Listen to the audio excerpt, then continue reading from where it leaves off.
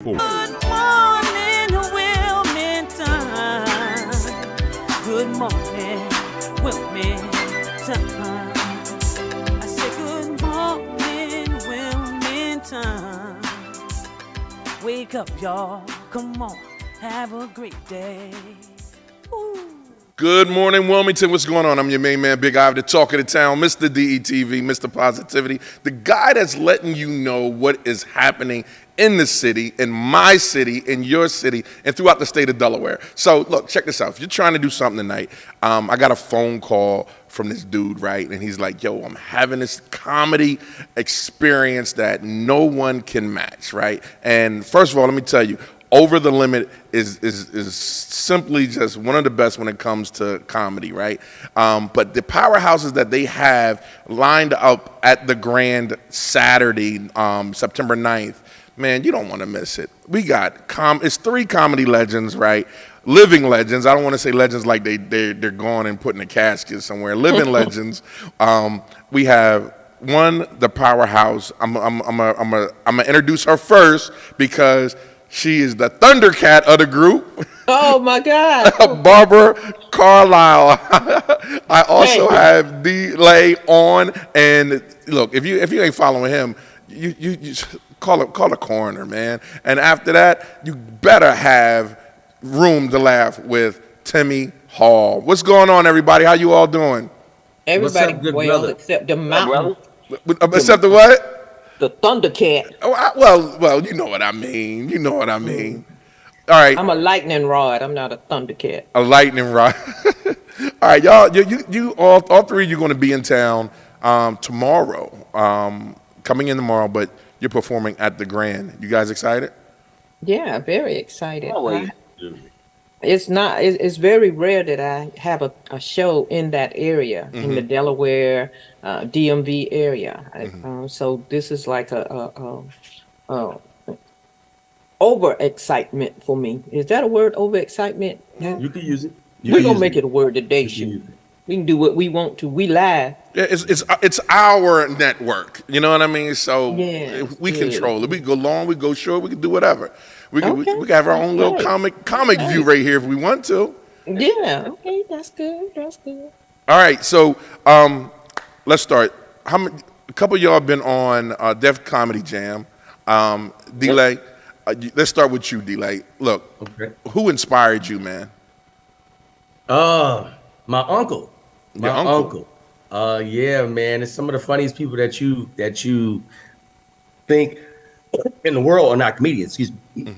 So my Uncle Sherman is hilarious, man. He's not trying to be funny. He's an old school cat.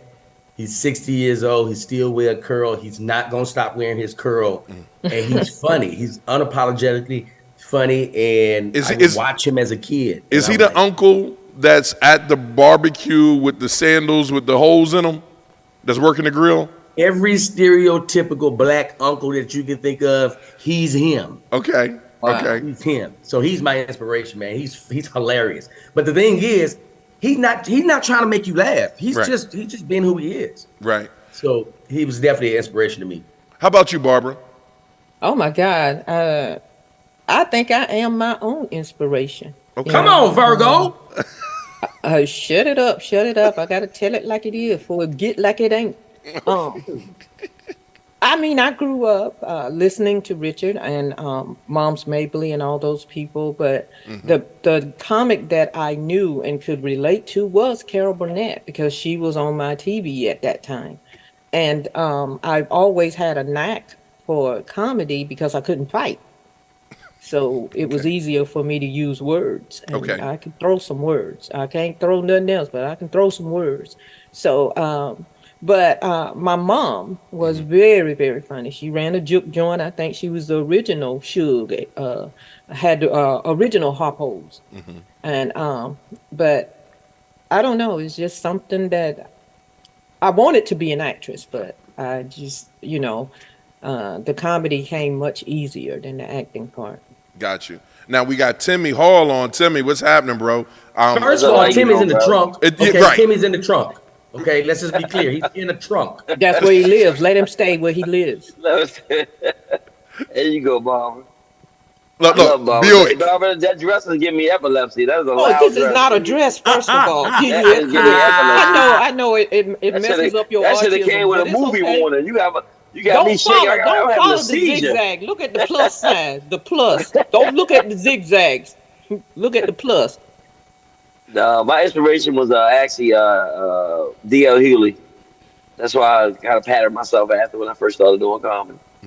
Oh. Was it hard for you, Timmy? Because reading your bio and following you, knowing that you used to be an ex-cop, right, in Baltimore. Like, was the transition hard from going from protect to serve to laugh till you get sick?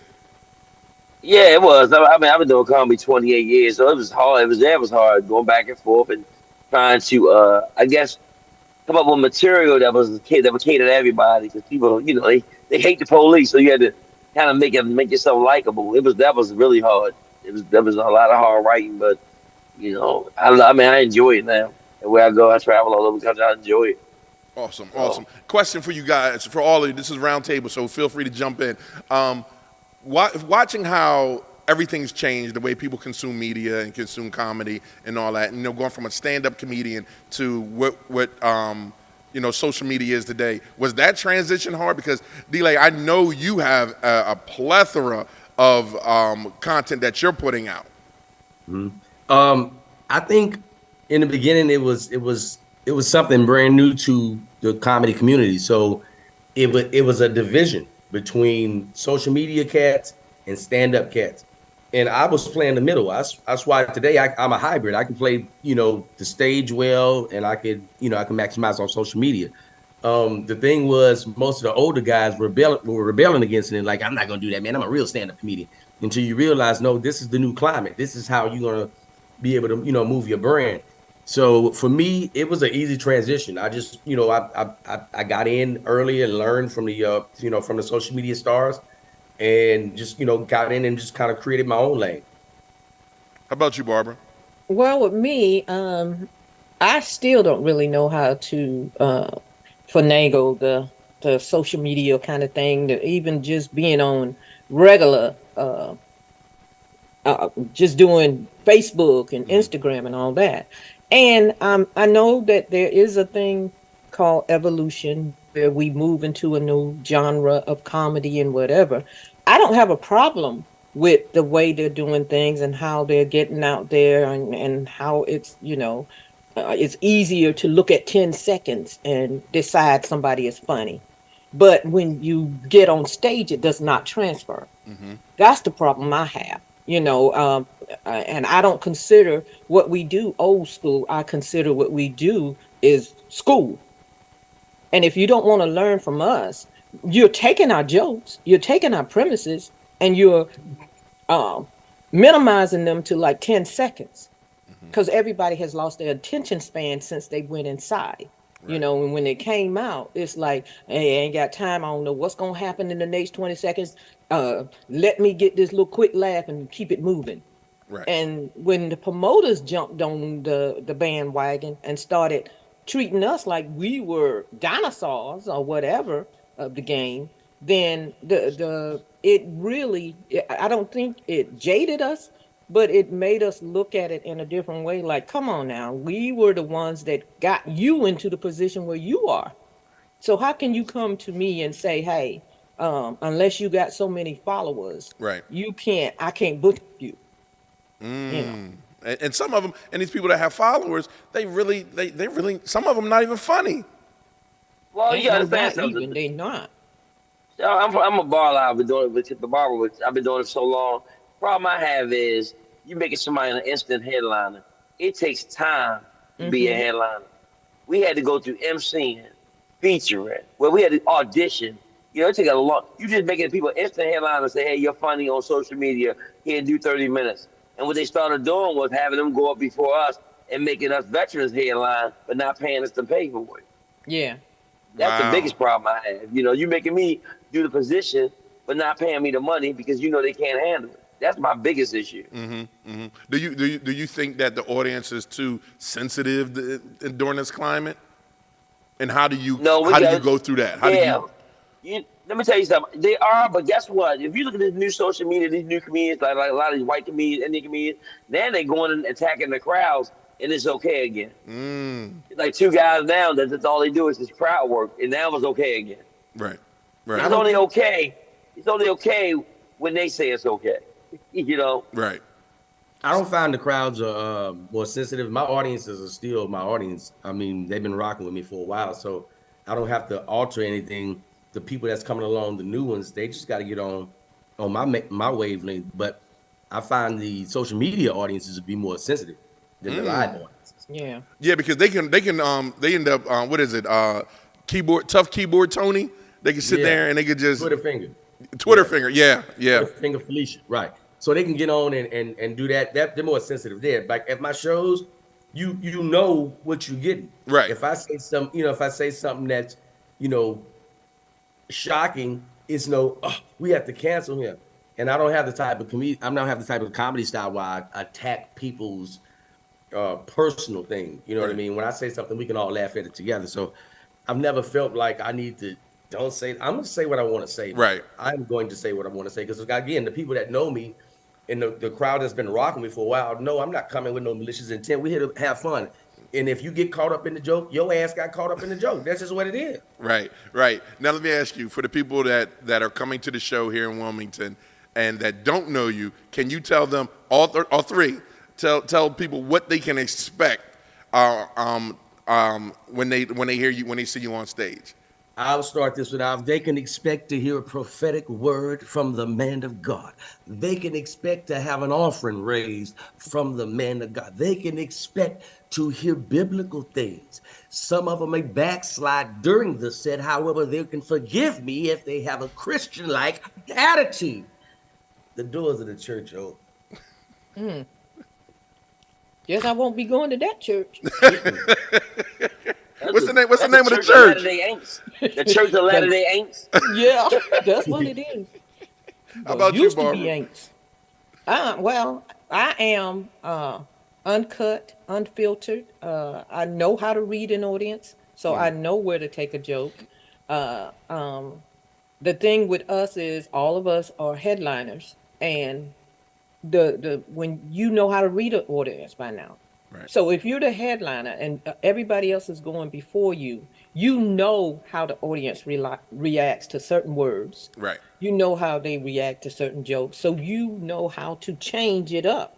Right. You know how to substitute words. Some of the comics out now, they don't know how to read an audience. They just go, I'm going to do this and I'm going to say this. And these jokes ain't working, so I'm going to start talking about this person right here, not knowing what kind of day that person has had. You have to be able to read body language. You have to be able to know your audience. And by the time you get up there, you should know all that. But I think that's one of the problems with social media, right? Now, if you look at everyone's resume on here, I mean, how hard was it to perform, at the Apollo, at Def Comedy Jam, when you have to learn how to read that audience? Because they're going to tell you. Yeah. Well, first of all, you weren't gonna get a shot like you. These new comics wouldn't jump on Def Jam. That wouldn't happen. When I say new comics, this is social media comics. They can exist now in this climate because now it's being welcomed. But like back then, like there was a process. Like Timmy was saying, you had to audition, you go MC, you go feature, then you headline. Mm-hmm. Nobody was going. I mean, a few cats got in that were they were brilliant enough to slide in at an early age. But for the most part, that was rare. You're gonna wait at least 7 to 10 years before you get on the stage like that. Yeah. Mm-hmm. Yeah, I mean, you know how many times I came into a show and got bumped by other people that were on TV and stuff. That stuff you had to go through. You would get a guest by somebody would come in and bump you, but that's what you had to go through. And now I'm able to bump people. Right. But it was all a process.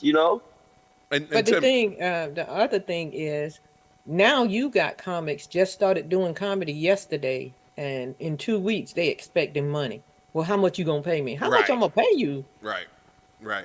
So and then there are promoters out there that are doing it. There are comics on their same level who are having rooms, going into rooms, opening rooms, and there's nothing wrong with that. Right. That are paying them and expect you to come in and get that same money. Right. You I hear know, you. and so there is no hierarchy. They, Right. when you come in and they see you and you get up there and they do 5 minutes and they like, oh, I ripped in front of this person. If you can't rip in 5 minutes, but get up here for 45 minutes. Exactly. Exactly. Hey, Timmy. Tell the people what can they expect from you. Oh, high energy. Like I said, I have an MC. I don't MC a lot because I headline a lot, but I love when it's time being MC. I love the MC. That's why I started. I MC probably 6 years before I even featured. So to go back to MC, I'm excited about. Nice. I don't like, I headline so much when it's time for me to MC or feature. It's like a treat to me. What I want to Yeah. know from all three, what was I got two questions. One, and we're gonna start with Barbara on this. As a black female comedian, Who said I'm black? No, I'm just kidding. as a light brown female comedian, Who said I'm female? No, I'm just kidding. as a light brown, right? as a black woman in comedy, what was the biggest challenge that you had? Because I remember you again from Def Comedy Jam, and where that stage was a lot of men out there. I remember you coming out there, and I was a young boy. I remember you coming out there and you killed it, like standing ovation. But I could only imagine being in comedy. So I would love to hear from you. Like, what was your biggest challenge? Well, the biggest challenge was the fact that you have the male comics getting, even when they introduce you, it was like, oh, ladies, we got a treat. Well, I'm not just here for the ladies, I'm here for everybody. Right. It's like, and then being relegated to all women shows. Now, there was nothing wrong with them doing all men shows, but with all female shows, it had to be some kind of holiday. It was Mother's Day, Valentine's Day, breast cancer awareness, and people was like, and even male comics, maybe not these two, but male comics always says, well, all female comics are going to do is male bash. Right. Well, what are y'all doing? Y'all are female bashing, and we only talk about what we experience and what we know. And that's everybody. If you can't tell your life story up there to get people to know who you are, Right. then what are you doing? Right. So it was hard when it came to being the headliner that I was. I was always put in the middle. Right. And then when I start doing my thing and whatever, my time was cut short. And it wasn't like I was trying to tear the stage down or trying to one up the headliner. It was just, that's all I knew. Right. You told me I got to do 20 minutes. Let me do my 20 minutes. I can't help that in the first 10, the people are going crazy. Right. Right. Yes, you can. You can help that. I can help that. Oh, I'm sorry. I didn't know I was a You killing too militant. hard. You know you killing. What about y'all? Stop killing. Hey, Barbara, and then this is the second part of that. Second part of the question is, when did you realize you hit your stride? It took me a minute because I kept being looked over. I was one of those comics that I think threatened a lot of people. Coming down from down south and coming up there. When I moved to New York in 1986, I had already been in the comedy business since 77. Okay. So I'm coming up there and I'm doing jokes and I'm doing all this, and they're like, okay, no, something ain't right, something ain't this, They didn't want me to shine, and it took me a minute, even though I had done Comic View about 5 or 6 times. It took a while before they put me on Def Jam, and they kept passing me over. But I think it was more a personal thing than, But it's just that the fact that I had to realize nobody wants you till everybody wants you. That's right. They push who they want to push. So, but I was jaded for a minute, but then I had to step back and say, hey, they don't control your destiny. God does. Right. So whenever there's a big moment for you, if you're worthy of it, he's going to give it to you. And that's exactly what he did. And that's why I've maintained for 46 years in this business. There you go. There you go. What life expectancy in comedy is what? 2.5 years? No, it's probably It is called Over the Limit Comedy Tour at the Grand this people. Saturday. Oh, there we go. 1,000 people, and you control them with just a microphone in your voice. There's power in that. Yeah, it's power. When you can control an entire room and make them laugh and make them cry, that's like the Beyonce concert when she out there, she say mute and everyone just shut up. I'm still trying to figure that out. Timmy, you there, baby? Yep. Your biggest tragedy, right? In the description, we have, if you're just joining us, we have 3 comedy legends. Something done happened. They'd be like, you're here for talking to. Okay, I'm sorry. There we go. We got you. There we go. We can't talk about him no more. He back. I know. I thought Bob. Where's D-Lay? We missing D-Lay. Don't nobody move. We missing D-Lay. Where's D-Lay? I see his glasses. Where's D-Lay? I thought somebody didn't pay their internet bill. I was like, what the heck is going on? Where's D-Lay? We ain't got D-Lay. That's a black network. Your minutes done ran out. Don't do that, man. They did it like his name. They delayed. They delayed. Hey, Tim, while we get delay back, what is your biggest challenge? What was your biggest challenge in comedy? It was never the comedy. It was always the business side. Mm-hmm. Comedy was never the problem. I mean, the stage is going to be the stage. The crowd's going to be a crowd, and you're going to do what you're going to do. It's always the business aspect is the biggest challenge. I had to recognize and realize when I was getting messed over financially. Mm-hmm. When you're young, you take anything, $25, $50, you take whatever. Love the game. Right, you love the game, but then you have to realize and understand that when you go up there and you destroying features and headliners, I'm just MCing, I'm just killing everybody and this, that. I'm like, wait a minute, something ain't right. Right. So now you have to figure out you have to know your own worth in this game. Right. But I think that these comedians need to struggle a little bit first before you just jump out there. You got to struggle. Mm-hmm. Like me and Carl, her doing it 46 years, believe me, she had some struggles in comedy. I've been on 28. I've had some struggles. Right. I really had struggles where sometimes they put me last in front of a whole bunch of name comedians just because they didn't want to go last. I had to deal with all that. Right. But it made me stronger in the long run. Now, like me and Barbara, I work with Barbara. Barbara's amazing. Nobody wants to follow us. I know that's right. Now, when did you realize you hit your stride? I think I realized I hit my stride when I auditioned for Def Jam for Bob Sumner, and I was the first one to audition.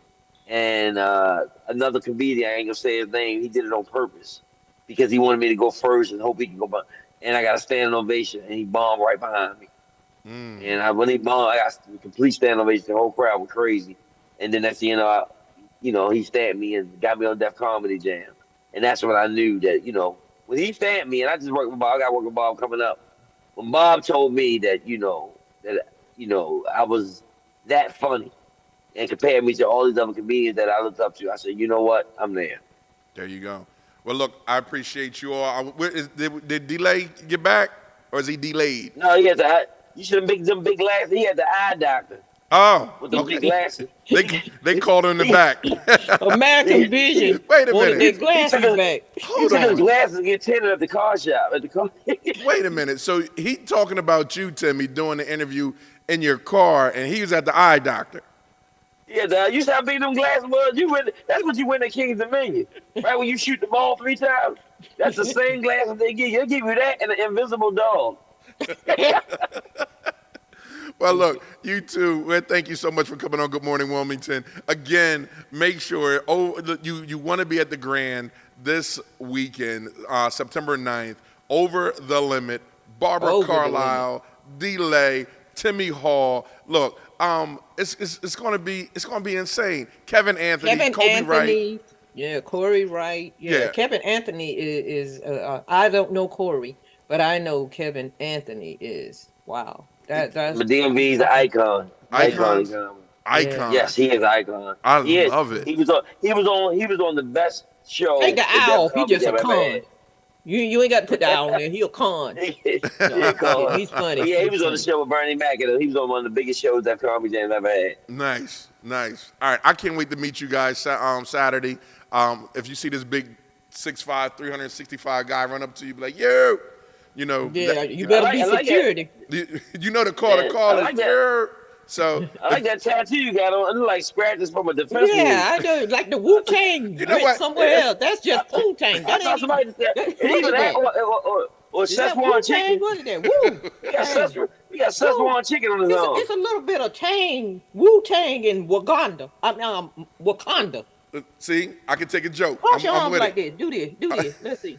I'm with it. Thank you guys for so much for coming on. Before you go. We say? Do this before you go? Yeah. See? There we go. See? Yeah. That's a go. Batman. That's a Batman arm. That's a Batman arm? Yeah. Look. That design off the Batmobile. You know what? I'm not. Okay, we ain't gonna do that. I'm sorry. No, You don't no. cut me all off the thing. I'm used to getting It's comedy, right? And that's what it's we're here comedy. for, It's right? If you can't take a joke, don't buy the ticket. All right.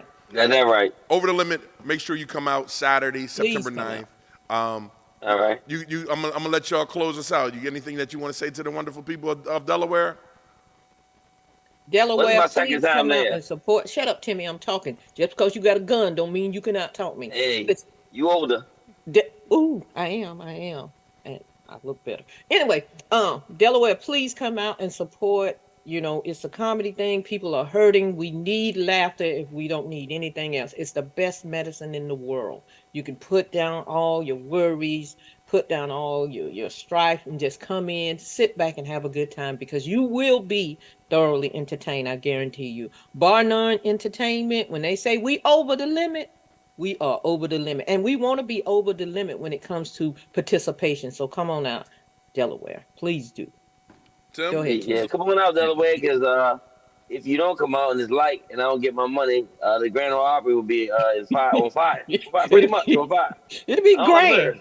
It'll be old. Grand. But I don't know if it'll be opera. I'm bringing the gasoline. She bringing the lighter. Don't And that's the police talking. That's the sad part about it. That's the police talking. Threatening people. So nah, man, please come out. You have some of the most amazing comedians I've ever worked with. Of course, I'm always excited to work with Ask Barbara. them why I'm the only woman on the team. Ask them why I'm the only woman. Because you can handle it. That's why. Mm-hmm. And because you're an amazing. And I want to make sure we give a special shout out to the producer, Yes. Keenan. Keenan, thank you so much, brother, for making this happen. We, and y'all pray that the hurricane does not stop me from getting in. Where you coming from, Barbara? Georgia, Florida area. Oh wow. Okay. Oh, No, wow. we know people. We got guys. We're gonna make sure you get here. Okay. All right. Send that Batmobile. All right. I'm gonna send it. It's gonna be in all black. All black. Please. All right. There you go. DETV. Make sure you follow us for more information, more sources of things that's going on in Delaware. But to leave you on a note, let me leave you on a high note. Make sure you love someone, pray for someone, feed someone that needs it, and make sure that you forgive yourself. All right? It's your main man, Big I. Follow us on social media. Like, subscribe, share, tell a friend, because we here. We ain't going nowhere no time soon. DETVCH.com.